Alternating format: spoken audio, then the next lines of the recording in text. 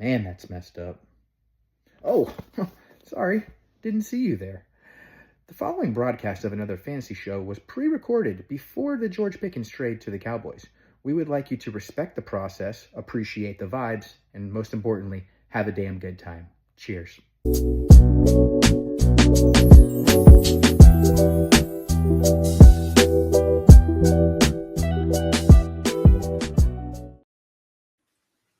Ladies and gentlemen, welcome to another fantasy show, Tuesday, May 6th. We are recording live with my boy, Jagger May. We're past the draft. We're past the combine. Everything's going crazy right now. Jagger, how you doing? I'm good, man. I'm in them trenches on some degen shit. I'm in like my 10th startup.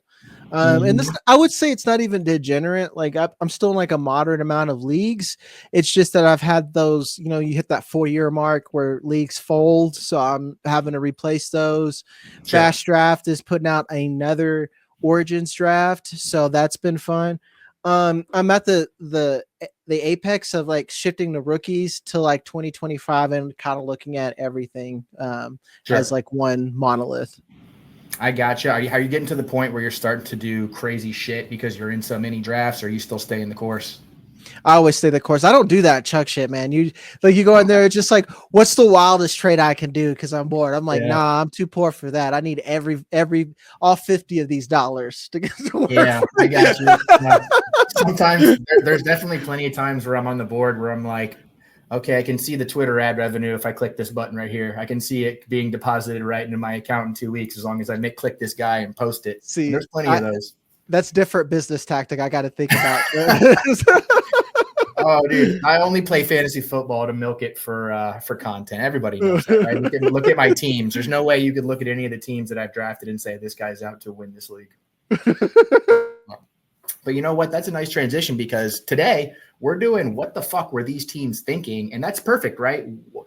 I'm looking at these teams. I'm going, oh, they don't really have any interest in winning their leagues, winning the NFL league, whether it's all the moves they made throughout the offseason that culminated in a poor draft or a lack of roster talent that they certainly should have addressed. Today, we're going to be talking about what were these teams thinking. So I'll ask you, did you have like 3 at the top of your head that you've been hating on, or did you do a little research for this?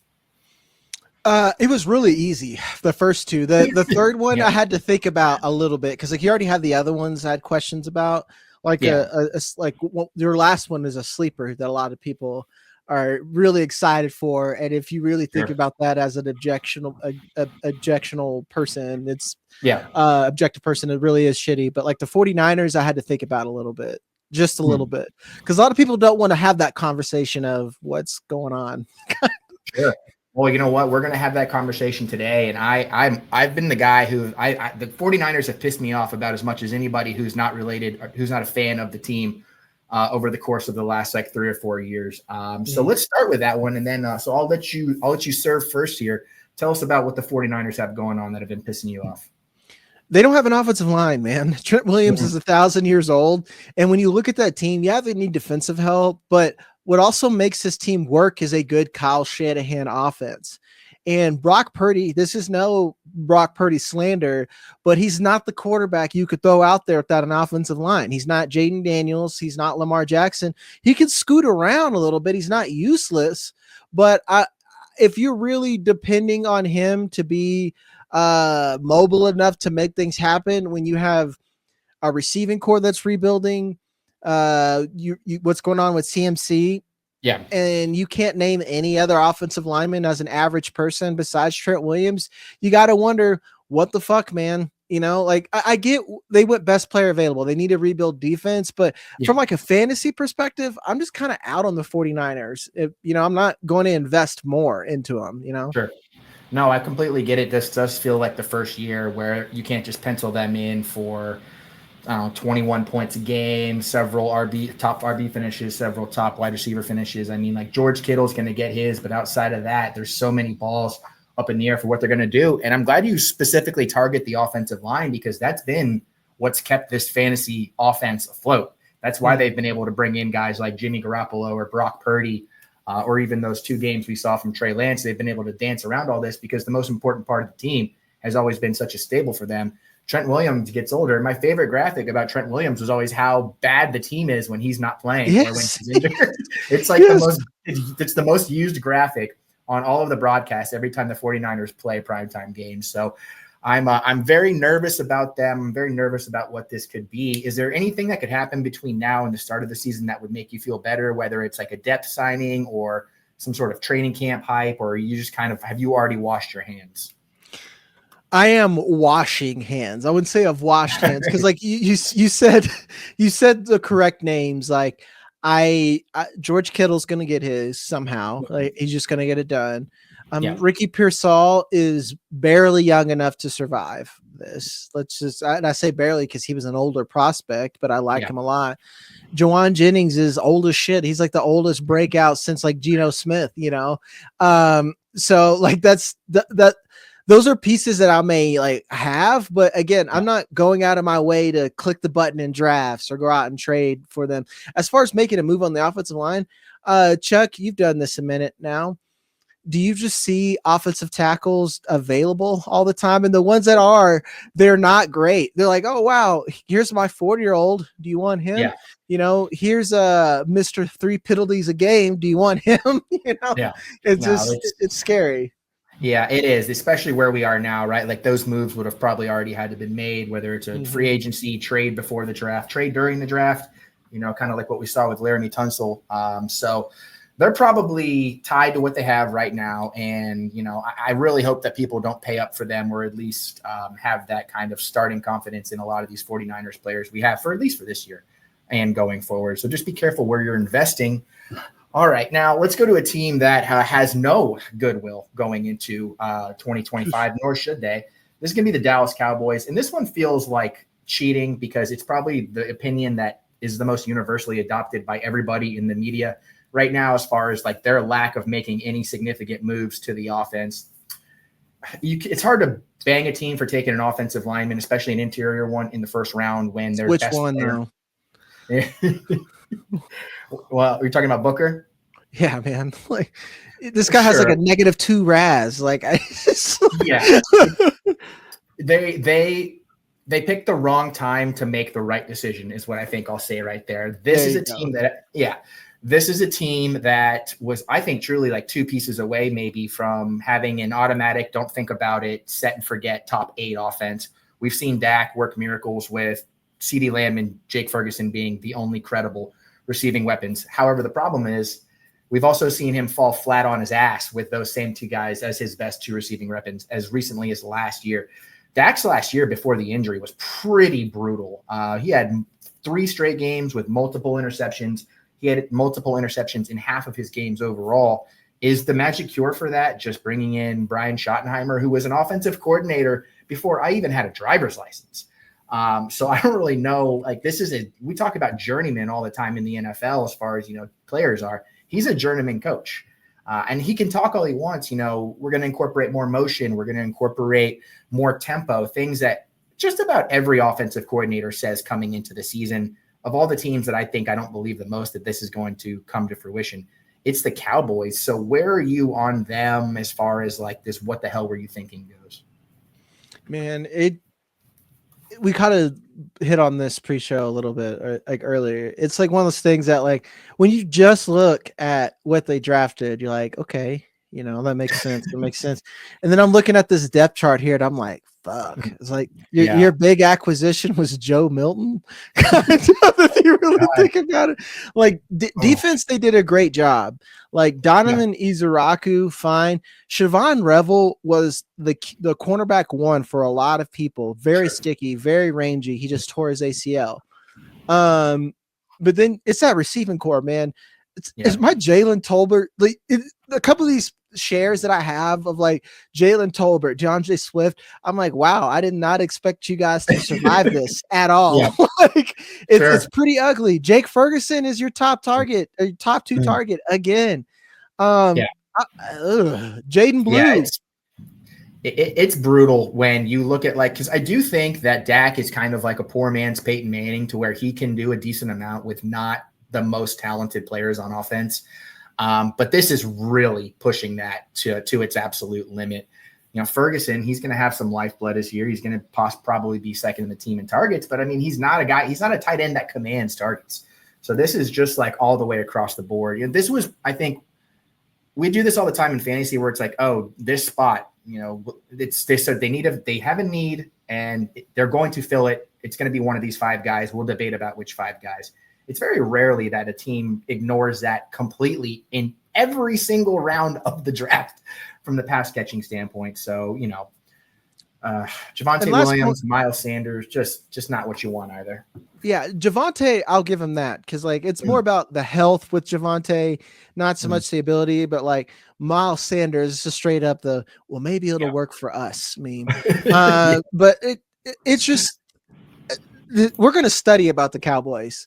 Yes, we are. My kids they're going to be like our kids are going to think the Cowboys are the Browns, and we're going to talk to them like the Browns people used to talk about Jim Brown. I'm like, yeah, there was a time they had a really good roster, and then they somehow downgraded on coaches every single fucking time. It's crazy. Mm-hmm. You're like, finally you get Jason Garrett out of there, and then you're like, oh, here's Mike McCarthy. You're like, wait a minute, and then you're like, whoa, Mike McCarthy's out of it. Thank God.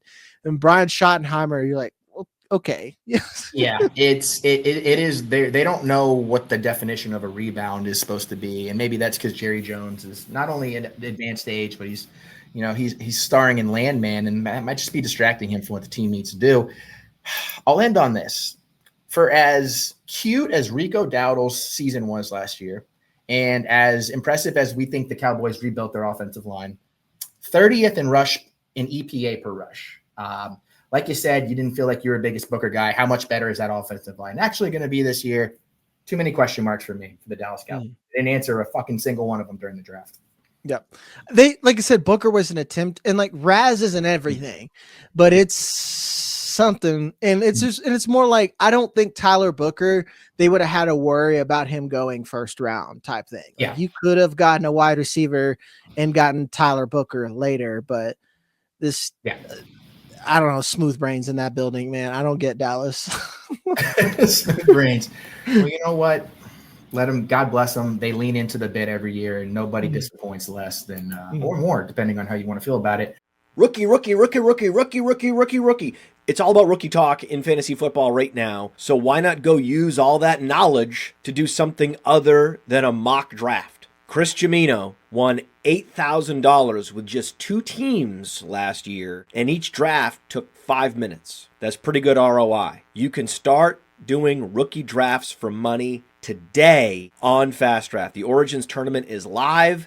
It is the place to go and monetize your knowledge of rookies and use your favorite Player Profiler host promo code for a $25 deposit match. Now let's go start drafting faster. Now, let's talk about a team that I think gets not the attention they deserve for letting us all down year in, year out. Tell us about your second team.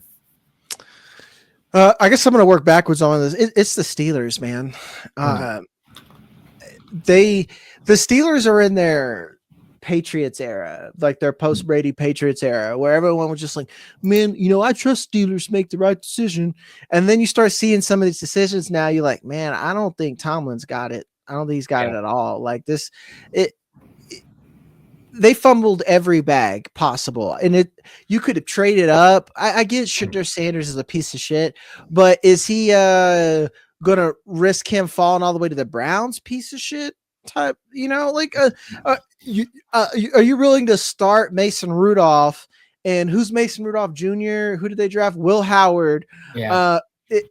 Are you willing to trot them out there to make a statement? Like, you taught Shedeur Sanders, you got him, Mike Tomlin. And again, it's not even me saying that Shedeur would have been the guy, but like, you could have gotten Jackson Dart. You could have done a number of things to fix that situation, but all you did was put out another high-end wide receiver 2. So cool. You got 2 wide receiver 2s to do the same fucking thing. You did get a running back. Your offensive line is still, do I call it average? Like they've just went from dog shit to like maybe edible, like maybe a they're trending the wrong direction, I think. Truly, Yeah, and then you got that quarterback situation. Like, what are you doing, guy? Like you want to talk about someone fumbling a bag with a great roster? The Steelers are just awful right now, and it's hard to think that Mike Tomlin's doing a good job. It really is, and for as confident as we feel about their ability to, what the story on Mike Tomlin, at least now, is like, look at all the personalities he's had to manage in his time, and look how he's held this team together. He picked them. Thank God. Those guys. The common factor in all of these guys is that Mike Tomlin was their head coach. So I don't know. You could look at that with glass half full, glass half empty. I think this is a team that is just completely whiffed on a huge window that they had to really be a top team in the AFC. I think they're losing grip. They're making wrong moves, I think, left and right. I mean, the trade for DK Metcalf just did not make any sense for me. It made sense if you're going to have a quarterback. If you had a quarterback, if there was somebody on this roster that could throw him the ball. And they're going to bring in Aaron Rodgers, and they're going to beat teams they're supposed to beat, and they're going to get crushed by all the teams that are good. And we're going to be having the same conversation next year, only Mike Tomlin's probably not going to have the clout that he has. It is just the theme with all the teams we're going to talk about today truly is that it was like missed opportunities. Like, not necessarily like dog shit teams that aren't going anywhere. It's just more like you can see the path for where they should have gone so clearly, and they just refuse to walk down it, and that kills me. I had a tweet. I've really got, speaking of, I have to make a declarative statement on Twitter now that angers the folks. But like, I like Justin Fields again this year. Everyone's like, well, he failed 3 times. I'm like, did he fail with the Steelers, or did the Steelers just kind of fuck that up too? Because he played well, had one bad quarter. They pull him from Russell Wilson, who then fumbles the rest of the season. Yep. And like you see, it's like, wow, Russell Wilson's really struggling out there. If only you had a guy who could move around and get the ball out. And then they still didn't give it to him. They offered Justin Fields a contract, and he said, I'm good. I'd rather be a Jet. Say that out loud. Say that out, like, because people are like, well, the Steelers didn't believe in him. I'm like, you better check yourself, homie, because like it has been told they offered Justin Fields a contract, and he basically said, y'all be safe though. You have a good time. Like, and Aaron Rodgers is texting him, Aaron, do you want to come over and be a Steeler? He's like, who all over there? Oh my God, I love it. That is what it is. You're so damn right, though. They're throwing a party, and he doesn't like the crowd. That's painful, man. That's painful in every step of the way. I'm glad you bring up how admirable I think Justin Fields played last year. He had a couple rough games to start, but he played the Broncos defense week 2. That's one of the best defenses in the league. And then he rips off quarterback 12, QB1, QB16, QB7, and then they sit his ass for the rest of the year. I think he's going to be fantastic for fantasy with the Jets as long as he can stay healthy. I mean, he's got one weapon there and a decent offensive line. That's all you need if you're Justin Fields. Well, you got Brees Hall. Mesa Taylor's not nothing either. Arian Smith and Alan Lazard, that's nothing. I'm willing to say that. That's not. He got enough to work with there, you know, and we've seen that he can do that in the past. I mean, God, this fucking guy goes from the Bears, poorly run organization, to the Steelers, who I'm going to right now call a poorly run organization. Yeah, dude, it's not good. And then now he gets to go to the Jets. So we'll end on some positive Justin Fields chatter there. Feels right. Let's go to the anti-Justin Fields team, the Colts. The Colts will be my next squad here. I can't fucking stand this team. They refuse to move the needle forward in any meaningful way, and it's infuriating because I really like all their pieces individually. They have a lot of guys there that I'm like, ooh, I don't even have a drink to like this guy. Michael Pittman, Jonathan Taylor, obviously, Josh Downs, A.D. Mitchell, Alec Pierce. It's like a bunch of guys who I don't even really know how good they are because they haven't played in an NFL offense. Thank you. What are we doing with this crew? And they're doing it again with Tyler Warren. He's going to be a gem for whoever the coach and quarterback is in this team in 2 to 3 years. But you know what? We're going to have to slodge through another couple of those where we're not sure what the floor or the ceiling are and how they all fit together.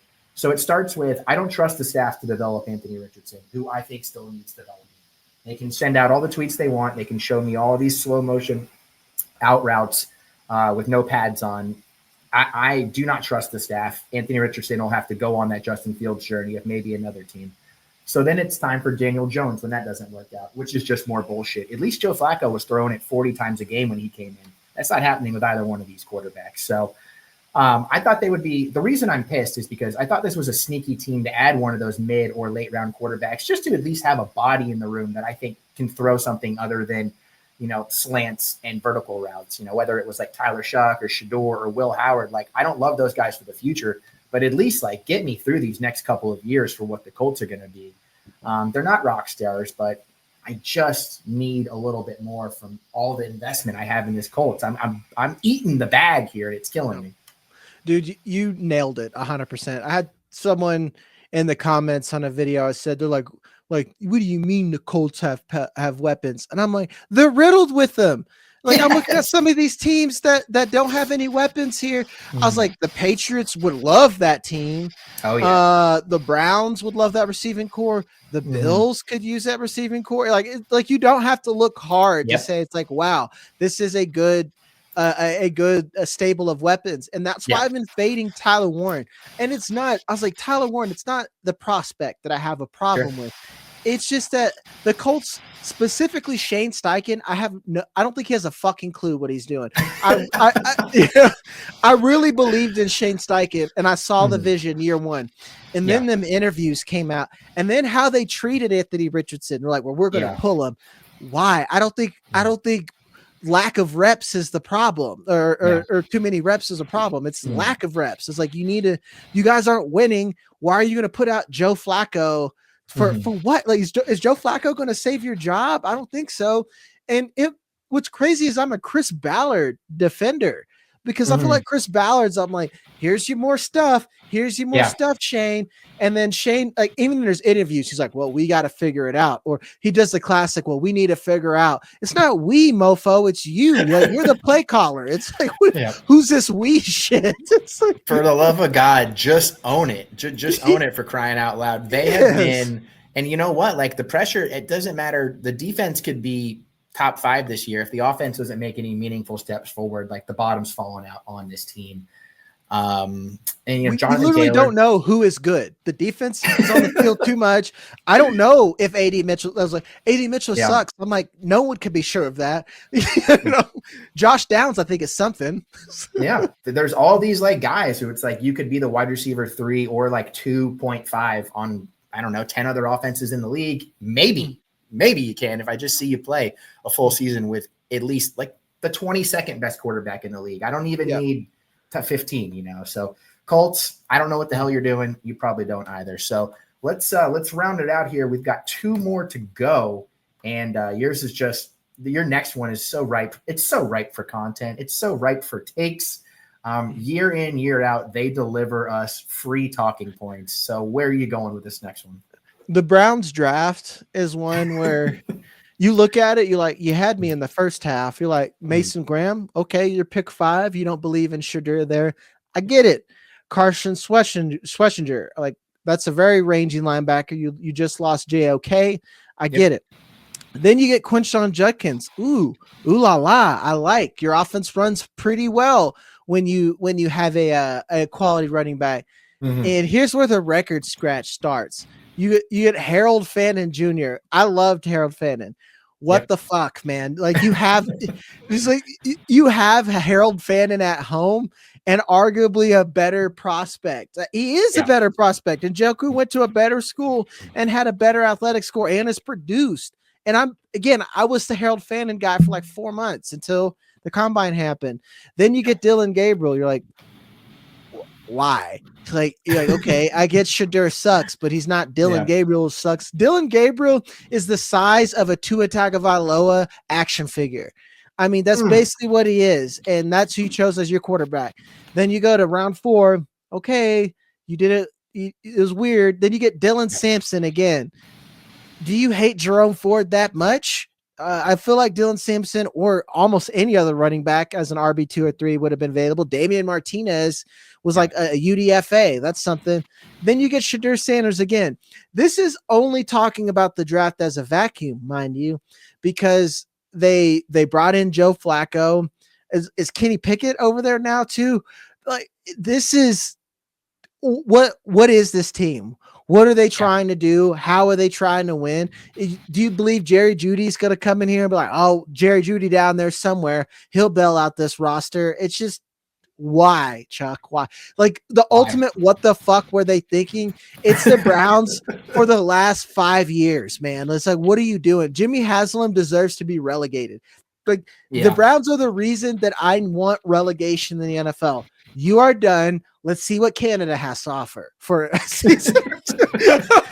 You know what? Honestly, the way the world's going, we need to start implementing that more. It's not it's not deportation, it's relegation. I like relegation. That. So you know what? If you let's get more people involved here. I'm with you. The funniest thing I saw about the Browns was that they have 19 players on their contracted to be on their roster for 2027, and they're still like $30 million over the cap from 19 players. They are not built for now or later. And they drafted a bunch of guys that we don't even think are going to be on the team later. And that's all they need are rookie contract players that can play a little bit. And they spent luxury pieces, or they spent redundant pieces, or they spent guys that we thought might have even gone undrafted.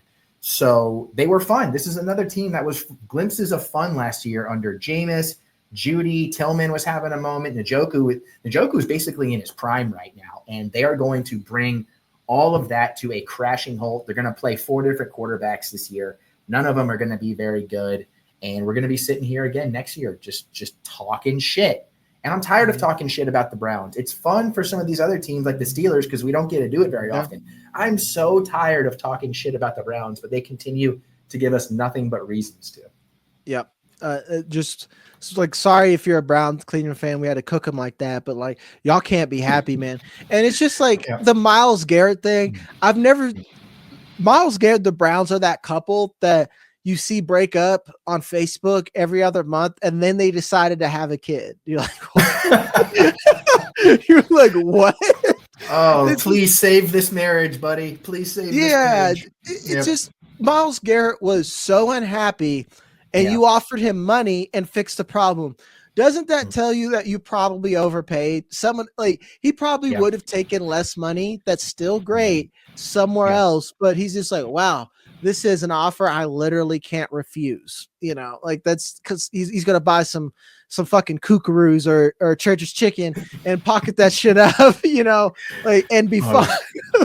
God, you know what? Just they're going to be paying for this Deshaun Watson. The stink of the Deshaun Watson contract will wash over them for a generation of Browns fans. So we Jimmy Haslam needs to be Dan Snyder. Like I don't know. Yeah, make it up. Make up a scandal to get him out. Dude, where's the hit piece? Where's the emails? Where's the leaks?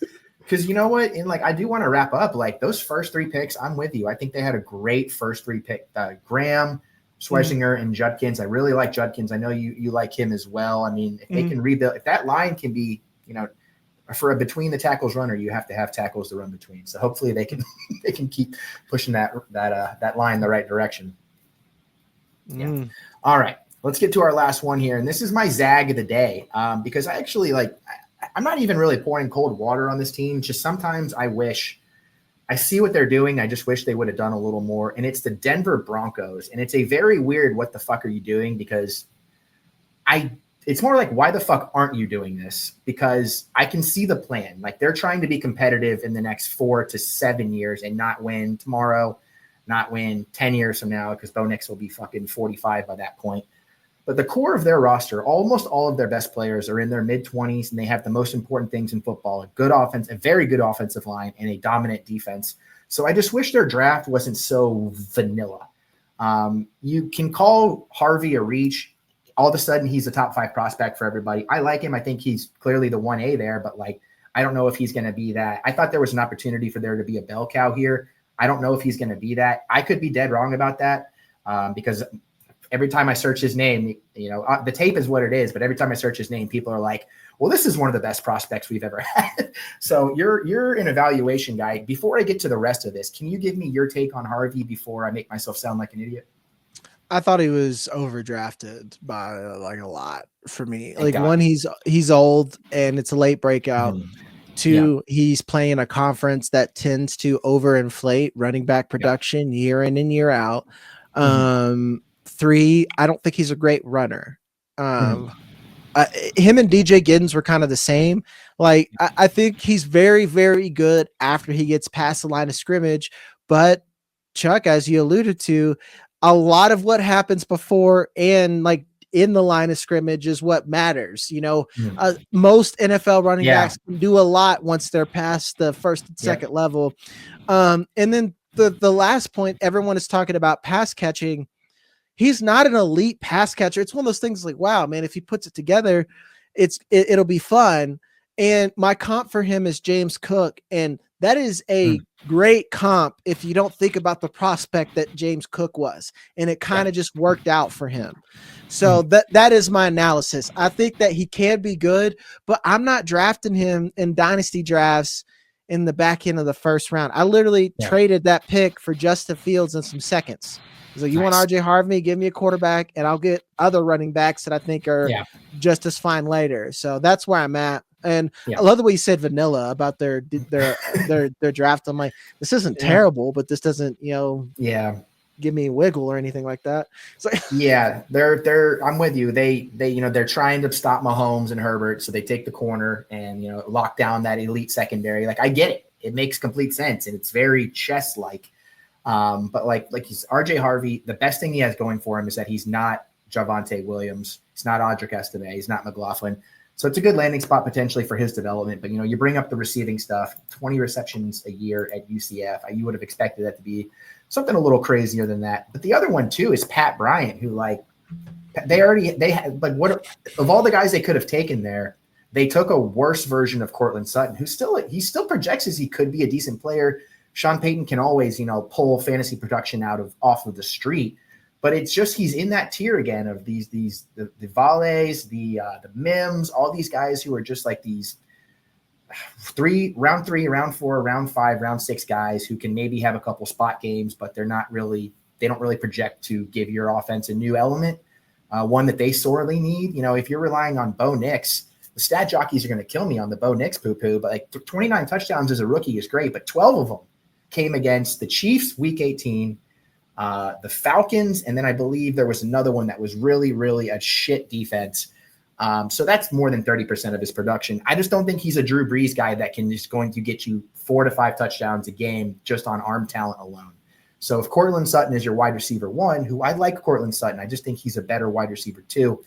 I just feel like there's a ceiling that they're not reaching for, or maybe they are, they're not reaching for it yet. This is a team that still finished 3rd in their division and got stomped 31-7 round 1 last year of the playoffs. So that's my cold blanket on the Broncos, unfortunately.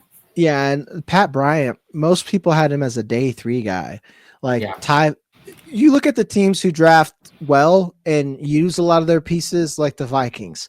Ty Felton went at the end of this round. Untalked,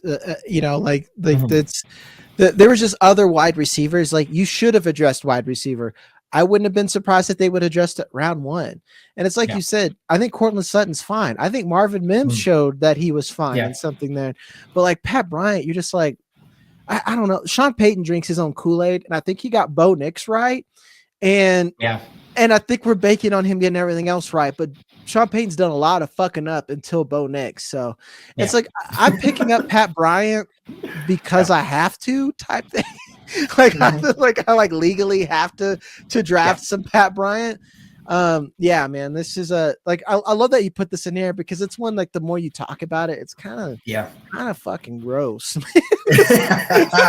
It is, because you're like, okay, the argument for Pat Bryant is that the wide receiver room as of right now is Vele, Sutton, A.T. Perry, Mims, Troy Franklin, Jock Davis, Michael Bandy, and then, the tight ends are what they are. They bring him in Evan Ingram on a 2-year deal, which could be fun, but I think the gas is running out on the Evan Ingram tank. So I want them. There's too much of this team is running on the Sean Payton experience. The vibe. I don't think Sean Payton vibe.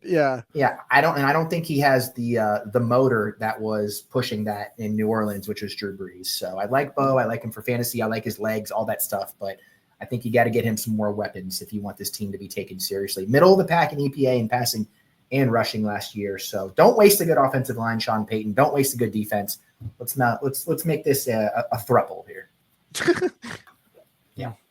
All righty. That'll do it. A nice tight 33 minutes on this afternoon here. I want to thank you for popping by, Jagger. Why don't you tell the good people where they can find you, what you have coming up, and proper weightlifting form. I'm over at the Fastdraft channel. I'm talking everything Dynasty, best ball, whatever. I'm just talking football all the time. So I'll have Chuck on there. I have several people on there. Proper weightlifting form. That all just depends on the length of your femurs and a lot of like your arms and stuff and your body type. That's what a lot of people don't tell you. So that's a free Nice. tip. Where would that put you on the RAS score? Oh, me? I probably have a high RAS, but I'm that dude. It's like, draft this guy because of RAS, but like my technique is dog shit. And they're like, why is this guy on the field? He has like a 9.5 RAS. And I'm like, well, he's got hands of stone. So Nice. Well, you know what? You're going to take that over 99% of content creators out there, especially in the fantasy space. So you're in that elite tier. All right. As always, I am Chuck Bass. This is another fantasy show. Love you guys out there. Cheers. Oh, the Breakout Finder is live. That's right. A lot of breakout models out there, but we started it all. The best and brightest minds coming up with the definitive breakout probabilities for running backs, wide receivers in this rookie class. It's $5 to download the wide receiver breakouts, the running back breakouts, but also proprietary stats available only on the Breakout Finder, including dynamic score for wide receivers, teammate score, level of competition. You can access the full stat database, plus many advanced metrics from Player Profiler, all there, right there on your phone, in the App Store, on Google Play. And that 2025 class is live.